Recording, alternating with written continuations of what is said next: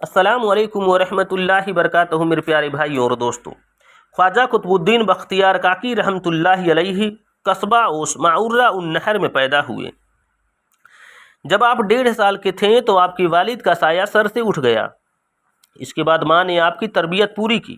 5 سال کی عمر میں اسکول میں آپ داخل ہوئے۔ مولانا ابو حفص اوسی رحمۃ اللہ علیہ سے آپ نے تعلیم حاصل کی۔ اس کے بعد پھر بغداد کا سفر کیا۔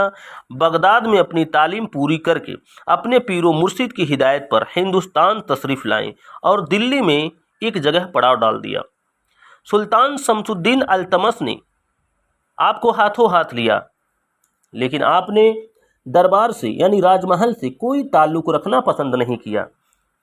اس لیے سلطان کی ہر پیشکش جیسے وحدہ و جاگیر کو قبول نہ فرمایا اور پہلے قلعہ خری میں پھر ملکی جودین کی مسجد کے قریب فقیروں کی طرح زندگی گزارنی شروع کر دی۔ پھر بھی سلطان عقیدت کی وجہ سے آپ کے پاس برابر حاضری دیتا رہا۔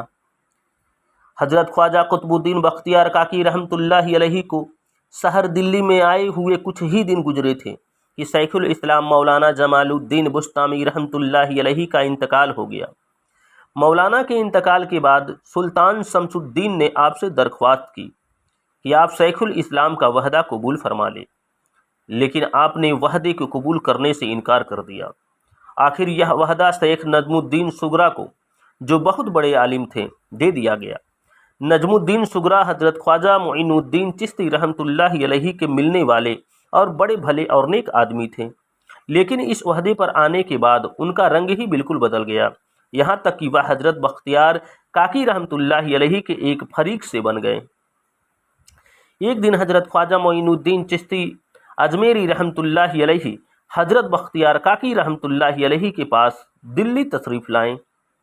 سارا شہر امڑ کر ان کی زیارت کے لیے وہاں جا پہنچا، لیکن شیخ نجم الدین سغرا ان سے گہرا تعلق رکھنے کے باوجود صرف اس لیے ملنے نہیں گئے کہ وہ حضرت بختیار کاکی رحمۃ اللہ علیہ کے پیر تھے۔ آخر خواجہ غریب نواز معین الدین چشتی رحمۃ اللہ علیہ خود شیخ نجم الدین سغرا سے ملنے کے لیے تشریف لے گئے، لیکن نجم الدین اس کے بجائے کہ آپ کے آنے پر خوش ہوتے، بڑی بے توجہی سے پیش آئیں۔ آخرکار انہوں نے اپنے مرید کو اجمیر چلنے کا حکم دے دیا۔ حضرت بختیار کاکی رحمۃ اللہ علیہ تو دل سے چاہتے تھے کہ ان کو اپنے پیر کے قدموں میں جگہ مل جائے، اس لیے فوراً اجمیر جانے کے لیے تیار ہو گئے۔ لیکن جب آپ کے اجمیر جانے کی خبر شہر میں پھیلی تو لوگوں میں بے چینی سی پھیل گئی۔ چنانچہ بادشاہ سے لے کر امیر و غریب تک روتے ہوئے آپ کی خدمت میں حاضر ہوئے اور سب نے یہ درخواست کی کہ آپ دلی چھوڑ کر نہ جائیں۔ حضرت خواجہ بزرگ نے حضرت خواجہ قطب الدین بختیار کاکی رحمۃ اللہ علیہ کے ساتھ لوگوں کی یہ عقیدت و محبت دیکھی تو آپ نے ان کو اپنے ساتھ لے جانے کا ارادہ بدل دیا اور فرمایا کہ بابا، میں تم کو لے جا کر اتنے دلوں کو دکھ پہنچانا نہیں چاہتا، تم یہیں رہو، میں تمہیں اللہ کے سپرد کرتا ہوں اور دلی کو تمہارے سپرد کرتا ہوں۔ خواجہ غریب نواز کے اس ارشاد اور فیصلے کے بعد تمام شہر میں خوشی کی لہر دوڑ گئی، لیکن شیخ الاسلام کو معلوم ہوا کہ حضرت قطب الدین بختیار کاکی کو دلی ہی میں رہنے کا حکم ہو گیا ہے تو وہ بڑا دکھ ہوا، غرض یہ کہ شیخ کی جلن اور بڑھ گئی، جس کا نتیجہ خود انہی کے حق میں بہت برا نکلا۔ خواجہ قطب الدین رحمۃ اللہ علیہ نے دلی واپس آ کر پوری تیزی کے ساتھ دوسروں کو ہدایت کا راستہ بتانے اور تربیت کا کام انجام دینا شروع کیا۔ انہوں نے سرکار دربار سے باقاعدہ کوئی تعلق نہیں رکھا اور نہ صرف اس کو اپنی زندگی کا اصول بنایا بلکہ اپنے پورے سلسلے کا وصول بنا دیا کہ حکومت و دولت سے بے نیاز رہ کر اپنا کام کرنا ہے، لیکن اس بے تعلقی اور بے نیازی کے باوجود عام و خاص اور شاہ و گدا سبھی ان سے عقیدت رکھتے تھے۔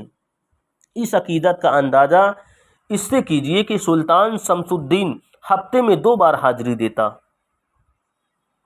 حضرت قطب الدین بختیار کاکی رحمۃ اللہ علیہ کو نوعمری کے زمانے ہی سے عبادت و ریاضت کا شوق تھا، چنانچہ آپ کی بندگی کا یہ حال تھا کہ آپ دن رات میں نماز की 250 रकातें पढ़ते थे और हर रोज़ 3000 बार हुजूर सल्लल्लाहु अलैहि वसल्लम की रूह पाक पर दरूद भेजते थे।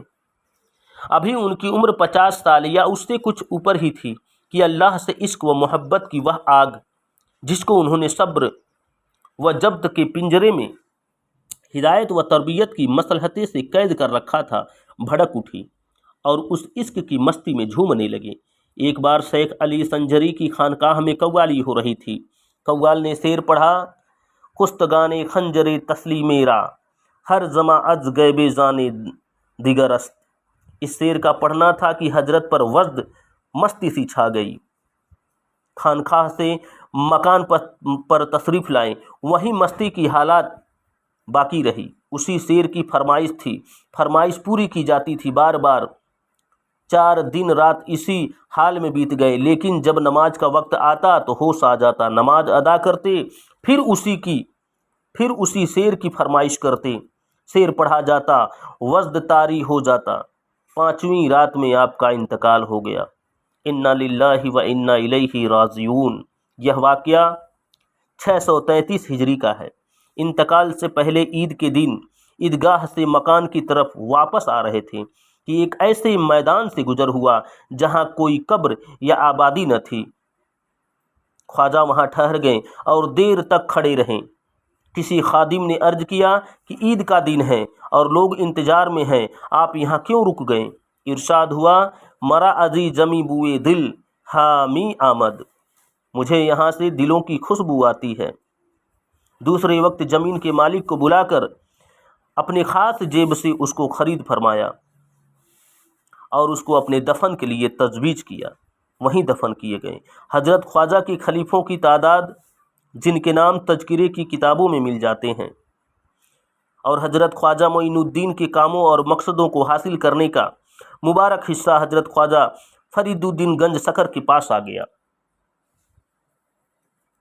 हज़रत ख्वाजा कुतुबुद्दीन बख्तियार काकी रहमतुल्लाहि अलैहि ने इरशाद फरमाया कि सुलूक वाले अपने आदतों के बारे में लिखते हैं कि इंसान का कमाल इन 4 चीज़ों पर टिका हुआ है। पहला, कम खाए, दूसरा, कम सोए, तीसरा, कम बोले और चौथा, लोगों से मेल जोल कम रखे। फिर फरमाया कि अगर दरवेश लोगों को दिखाने के लिए अच्छा कपड़ा पहने तो समझ लो कि वह दरवेश नहीं बल्कि इस राह का लुटेरा है, और जो दरवेश नफ्स की ख्वाहिश के मुताबिक अच्छा खाना पेट भर खाए तो यकीन जानो कि वह भी इस राह में झूठा है, धोखेबाज है। और जो दरवेश की दौलतमंदों के साथ उठना बैठना हो उसे दरवेश न समझो बल्कि इस राह से हटा हुआ है। और जो दरवेश नफ्स की ख्वाहिश के मुताबिक खूब दिल खोल कर सोता है, यकीन जानो कि उसमें भी कोई खूबी नहीं, वह झूठा दरवेश है।